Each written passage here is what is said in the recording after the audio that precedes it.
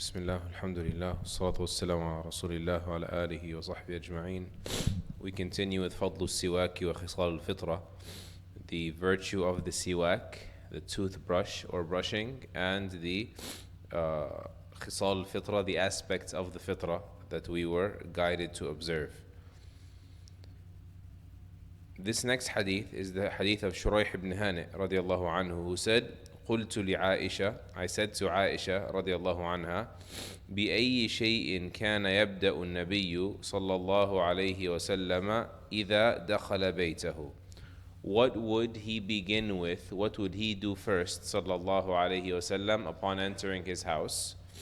And so she said, بالسواك. He would begin with the siwak. And so when he would first wake up, we said yesterday, he would use the siwak, sallallahu alayhi wasallam. And he told us, I nearly commanded you, obligated you using the siwak at every salah. And now we have that he, when he would enter his home, he would refresh his mouth, sallallahu alayhi wasallam.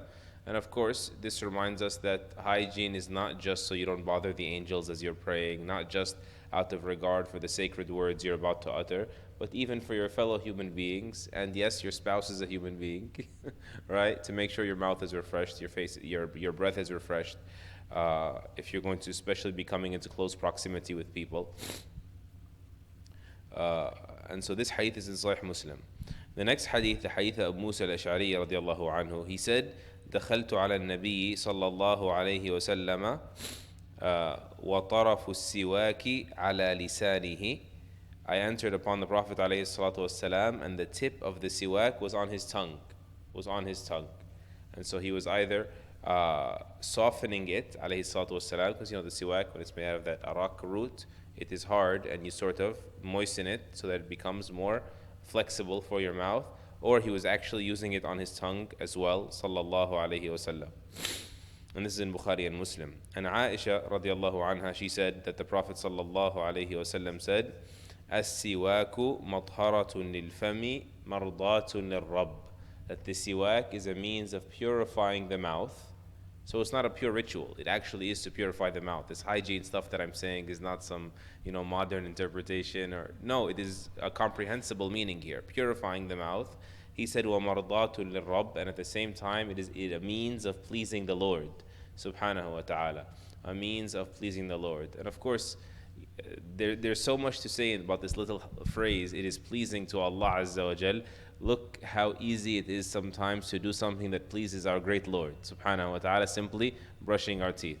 And at the same time, brushing our teeth is something you like. Who doesn't like to have a brighter smile, whiter teeth, nicer breath? And this reminds us that it doesn't always have to be something that goes against your will or against your preference to be an act of worship.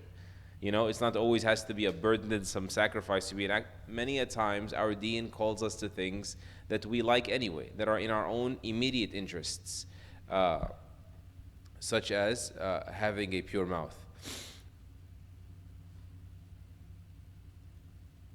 I will stop here. The next hadith has several points that have lots of fiqh behind them. So we'll discuss those tomorrow, inshallah. Subhanakallahumma wa bihamdik, ashhadu an la ilaha illa anta, nastaghfiruka wa natubu ilayk. Jazakallahu khairan.